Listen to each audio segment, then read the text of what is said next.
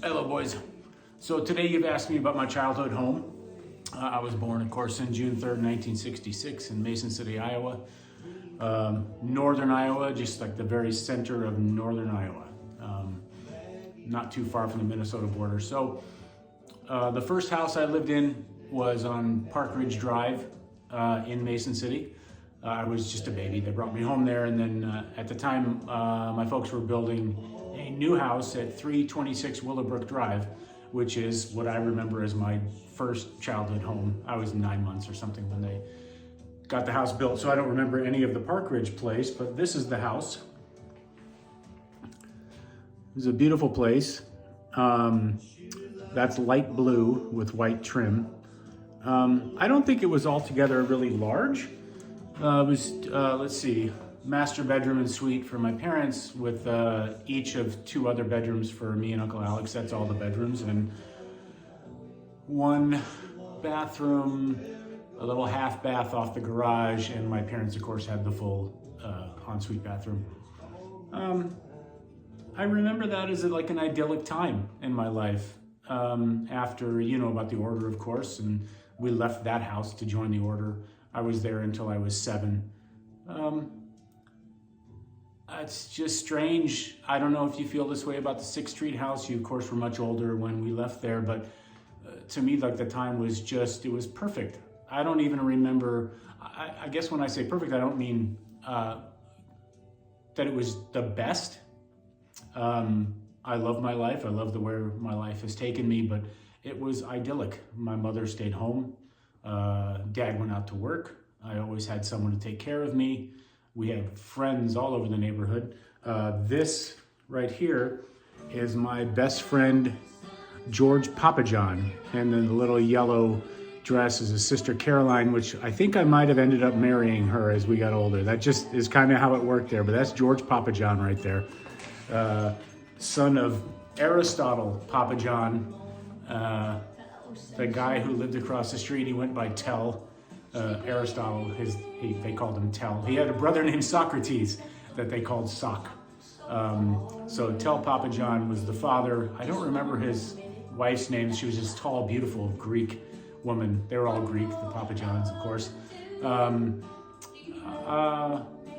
Yeah, Dad used to tell stories about Tell getting drunk at their parties. My parents entertained like crazy at that house.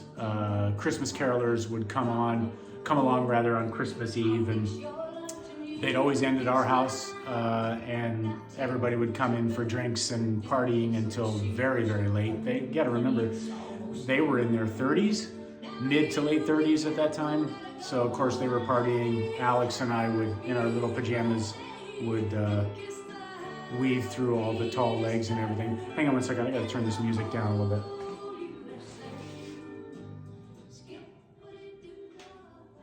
I'm listening, of course, to classic country. I don't know if you could hear it, but I could definitely hear it.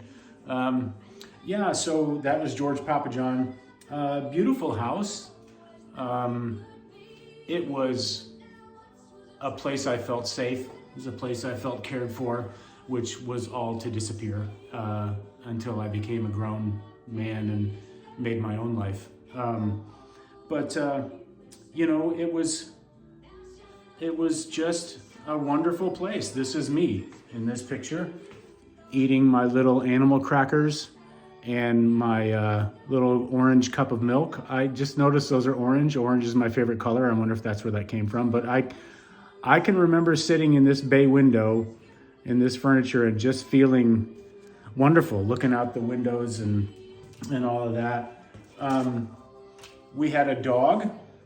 His name was Barney. He was a St. Bernard. This is him as a puppy with Uncle Alex. That's a big puppy. He got lots bigger. He's not even full grown in this picture from Halloween.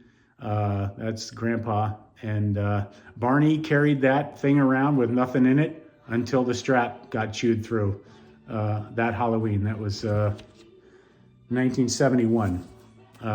So I was 5 at that time.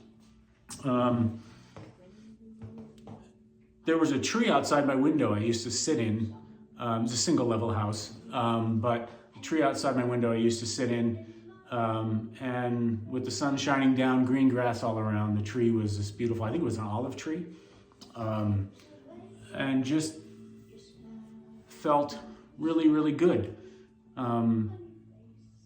Wonderfully, oh gosh, how do I put it? Just, I didn't realize at the time, just safe. Everything was the way it should be. It's the way it should be for all kids. I think back on when we left the 6th Street house in Mitchell. The last moment we were there, we were looking for you. That was our last time in that house. We had finished, I think, moving everything out, and I came to find you, and you were in your room and just sitting there. There was nothing in there but you. Maybe Austin was in there with you, but I recognized the look on your face. I didn't have that look on my face. I didn't know what was coming when we left there. I didn't understand. I was only 7 instead of you, who were, it was 2010, you were, what was that, 16 years old? 15? It was March, 15 to 16. Tom, I don't know what you remember. I don't know what you remember about the 6th Street house, but that was a place your mom and I made, and I'll make a video about that house as well. Anyway, it was wonderful. My Nana from England, mom and dad moved her to Mason City from England, rented her a little apartment, and she would come to take care of us. The idea of my Nana, your great Nana, my Nana, I was Nana's grandchild. Our grandmother on dad's side owned Alex. She had been there the longest. So Alex was our grandma's, I was Nana's. This is me and Nana. I think you've seen pictures of her before. That sainted Irish lady. That's her with me as a baby, taking care of me. She'd come over. My mom would go pick her up every morning and bring her over and to come take care of us, so mom could do her errands or whatever like that. It was a wonderful time in my life. I'm glad I had it. It was not in any way formative. And what I mean by that is that everything else that was formative, all the bullshit, all the stuff I had to learn came later. I was allowed to be a child. And I had people looking out for me. Uncle Alex looked out for me a lot of times. Everything else after, which I will talk about in future videos, was lots more difficult. There was no difficulties there. I remember sitting and watching just Gilligan's Island. You should, if you don't know what Gilligan's Island is, look it up. You can watch a few episodes on Tubi. You'll find out that that is not a good show, but we watched that. We watched Tennessee Tuxedo, and Sherman and Mr. Peabody. These are cartoons. It was just a wonderful time. Yeah, that's 326 Willowbrook Drive in Mason City, Iowa. I love you both.